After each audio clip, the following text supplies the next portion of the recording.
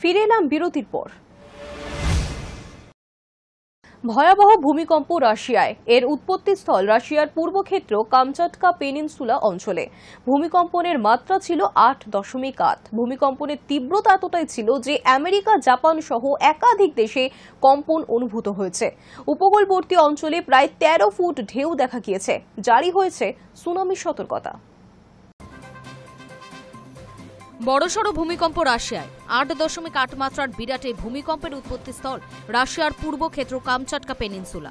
ভূমিকম্পের তীব্রতা এতটাই ছিল যে আমেরিকা, জাপান সহ একাধিক দেশে কম্পন অনুভূত হয়। ঘটনার পর রাশিয়ার উপকূলবর্তী অঞ্চলে সুনামির বিরাট ঢেউ দেখা গিয়েছে, যার উচ্চতা প্রায় 13 ফুট। ঘটনার পর জারি করা হয়েছে সুনামির সতর্কতা। উপকূলবর্তী অঞ্চল থেকে মানুষকে সরানোর কাজ শুরু হয়েছে। কামচাটকা ভূমিকম্পের পর রুশ মন্ত্রী উপকূলের মানুষকে দ্রুত এলাকা ছাড়ার নির্দেশ দিয়েছেন। আমেরিকার সুনামি সতর্কতা যন্ত্রের রিপোর্ট বলছে আগামী 3 ঘন্টার মধ্যে বিরাট সুনামি আসতে চলেছে রাশিয়ায়। দাবি করা হচ্ছে এই কম্পনের ফলে উত্তর পশ্চিমের হাওয়াই দ্বীপপুঞ্জ ও রাশিয়ার উপকূলের ঢেউয়ের উচ্চতা হবে 10 ফুটের উপর। এছাড়াও 3 ফুটের উপর সুনামির ঢেউ আছড়ে পড়তে চলেছে ফিলিপিন্স, চুক, কোসরে, মার্শাল দ্বীপপুঞ্জে। উত্তর ও দক্ষিণ কোরিয়া, জাপান ও তাইওয়ানেও সুনামির সতর্কতা জারি করা হয়েছে। ঘটনার পর এক্স হ্যান্ডেলে সতর্কবার্তা জারি করে মার্কিন প্রেসিডেন্ট লেখেন, প্রশান্ত মহাসাগরে সংঘটিত এক বিশাল ভূমিকম্পের কারণে হাওয়াইবাসীদের জন্য সুনামির সতর্কতা জারি করা হয়েছে। আলাস্কা ও মার্কিন যুক্তরাষ্ট্রের প্রশান্ত মহাসাগরীয় উপকূলে সুনামি সতর্কতা জারি করা হয়েছে। জাপানও ক্ষতিগ্রস্ত হতে পারে। শক্ত থাকুন এবং নিরাপদ থাকুন। মার্কিন ভূতাত্ত্বিক জরিপ সংস্থা অনুসারে এই ভূমিকম্পের কেন্দ্রস্থল ছিল আভাচা উপসাগরের উপকূলীয় শহর পেট্রোপাভলভস্ক কামচাটস্কির 125 কিলোমিটার পূর্ব ও দক্ষিণ পূর্বে। প্রাথমিকভাবে ভূমিকম্পের তীব্রতা 8 বলে জানালেও পরে 8.8 বলে জানানো হয়। ভূমিকম্পের উৎপত্তিস্থল ছিল ভূপৃষ্ঠ থেকে মাত্র 19.3 কিলোমিটার গভীরে। Hi news network.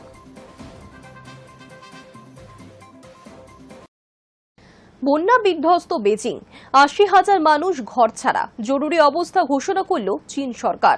গত কয়েক দশকে এত খারাপ পরিস্থিতি হয়নি চীনের বেজিংয়ে। ঘরছাড়া 80,000-এরও বেশি মানুষ।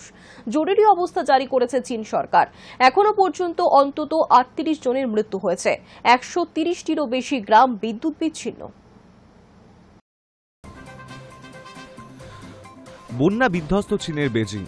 গত কয়েক দশকে এত খারাপ পরিস্থিতি কখনো হয়নি সেখানে। ঘরছাড়া 80,000-এরও বেশি মানুষ। জরুরি অবস্থা জারি করেছে চীন সরকার। এখনো পর্যন্ত অন্তত 38 জনের মৃত্যু হয়েছে। 130টিরও বেশি গ্রাম বিদ্যুৎ বিচ্ছিন্ন। কয়েকদিনের ভারী বৃষ্টিতে বিপর্যস্ত চীনের রাজধানী বেজিং। এখনো পর্যন্ত সেখানে অন্তত 38 জনের মৃত্যু হয়েছে বলেই জানা গিয়েছে। ইতিমধ্যেই বেজিংয়ের নিচু এলাকাগুলি থেকে 80,000-এর বেশি মানুষকে নিরাপদ জায়গায় সরিয়ে নিয়ে যাওয়া হয়েছে। সবচেয়ে বেশি ক্ষতিগ্রস্ত হয়েছে বেজিংয়ের মিয়ুং এবং ইয়াংকিং জেলা। বেজিং লাগু 130টিরও বেশি গ্রামে বিদ্যুৎ পরিষেবা ব্যাহত হয়েছে। এই পরিস্থিতি মোকাবেলা করতে চীনের প্রেসিডেন্ট শি জিনপিং যাবতীয় পদক্ষেপ করেছেন। বিপর্যয় মোকাবিলা বাহিনীর সঙ্গে নিয়মিত যোগাযোগ রাখছে প্রশাসন। চীনের সিসিটিভি নিউজ জানিয়েছে, সড়ক বিদ্যুৎ পরিষেবা স্বাভাবিক করতে ইতিমধ্যেই প্রায় 550 মিলিয়ন ইউয়ান তহবিল ঘোষণা করেছে শি জিনপিং এর প্রশাসন। ক্ষতিগ্রস্ত হয়েছে বহু ঘরবাড়ি, দোকান এবং সরকারি কার্যালয়। ভারী বৃষ্টির জেরে ইতিমধ্যেই বেজিংয়ের 31টি রাস্তা ক্ষতিগ্রস্ত হয়েছে। মেরামতের পর কিছু রাস্তায় যান চলাচল স্বাভাবিক হলেও এখনও 16টি রাস্তায় রক্ষণাবেক্ষণের কাজ বাকি রয়েছে। এই পরিস্থিতিতে বৃষ্টি চললে মেরামতির কাজ ব্যাহত হবে বলেই আশঙ্কা করা হচ্ছে। চীনের আবহাওয়া দপ্তর জানিয়েছে, গত বুধবার থেকে সোমবার মধ্যরাত পর্যন্ত বেজিংয়ে 165.9 মিলিমিটার বৃষ্টি হয়েছে। সবচেয়ে বেশি বৃষ্টি হয়েছে বেজিংয়ের মিয়ুন জেলার 2টি এলাকায়। ওই এলাকাগুলিতে 500 মিলিমিটারেরও বেশি বৃষ্টি হয়েছে। বেজিংয়ের বহু জায়গাতেই সোমবার রাত 10টা থেকে 11টা পর্যন্ত 95.3 মিলিমিটার বৃষ্টি হয়েছে। Hi news network. প্রবেশ নিষেধ নেতানিয়াহু 2 মন্ত্রীর। নেদারল্যান্ডসের কূটনৈতিক পদক্ষেপ ইসরায়েলের বিরুদ্ধে ইসরায়েলের জাতীয় নিরাপত্তা বিষয়ক মন্ত্রী ইটামার বেন গভির এবং অর্থমন্ত্রী বেজালেল স্মোট্রিচের উপর নিষেধাজ্ঞা বলবতের কথা ঘোষণা করল ডাচ বিদেশমন্ত্রী। ইউরোপের প্রথম দেশ হিসেবে ইসরায়েলের বিরুদ্ধে পদক্ষেপ করল নেদারল্যান্ডস। মঙ্গলবার ইসরায়েলি প্রধানমন্ত্রী বেঞ্জামিন নেতানিয়াহুর মন্ত্রিসভার 2 সদস্যের ওপর নিষেধাজ্ঞা আরোপের কথা ঘোষণা করেছে দ্য হেগ। ইসরায়েল জাতীয় নিরাপত্তা মন্ত্রী ইটামার বেন গভির এবং অর্থমন্ত্রী বেজালেল স্ট্রোমিচের ওপর নিষেধাজ্ঞা বলবতের কথা ঘোষণা করে ডাচ বিদেশমন্ত্রী ক্যাসপার ভেল্টক্যাম্প সেদেশের পার্লামেন্টে বলেন, ওই দুজনের বিরুদ্ধে হিংসায় উস্কানি দেওয়া এবং বিশেষ সম্প্রদায়কে নির্মূল করার চেষ্টা চালানোর প্রমাণ মিলেছে।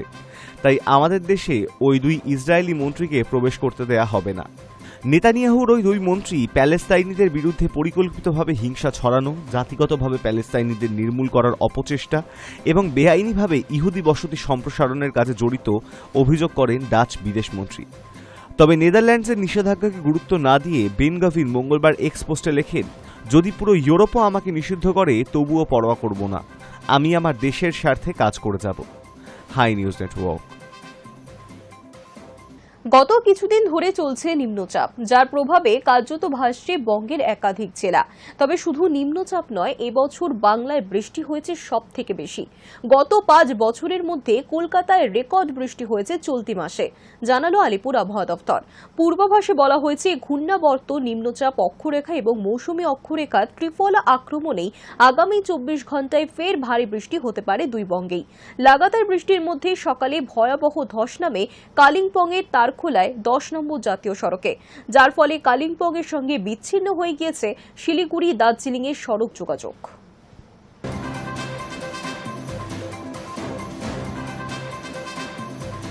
নজর রাখবো ওয়েদার আপডেটে।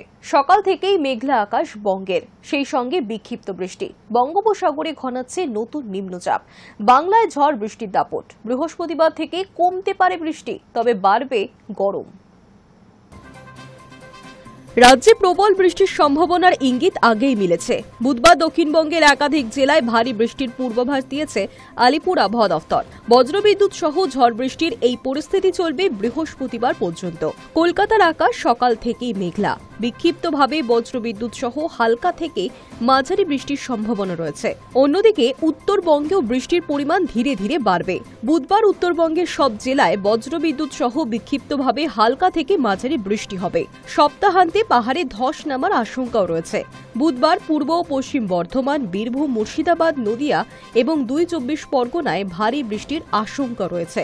বজ্রবিদ্যুৎ সহ হালকা থেকে মাঝারি বৃষ্টির সম্ভাবনা রয়েছে দক্ষিণবঙ্গের সব জেলাতেই। কোথাও কোথাও ঘন্টায় 30 থেকে 40 কিলোমিটার বেগে ঝোড়ো হাওয়া বইতে পারে। বৃহস্পতিবার আবহাওয়া বদলের সম্ভাবনা কম রয়েছে, তবে বৃহস্পতিবারের পর দক্ষিণবঙ্গে বৃষ্টির দাপট অনেকটাই কমে আসবে।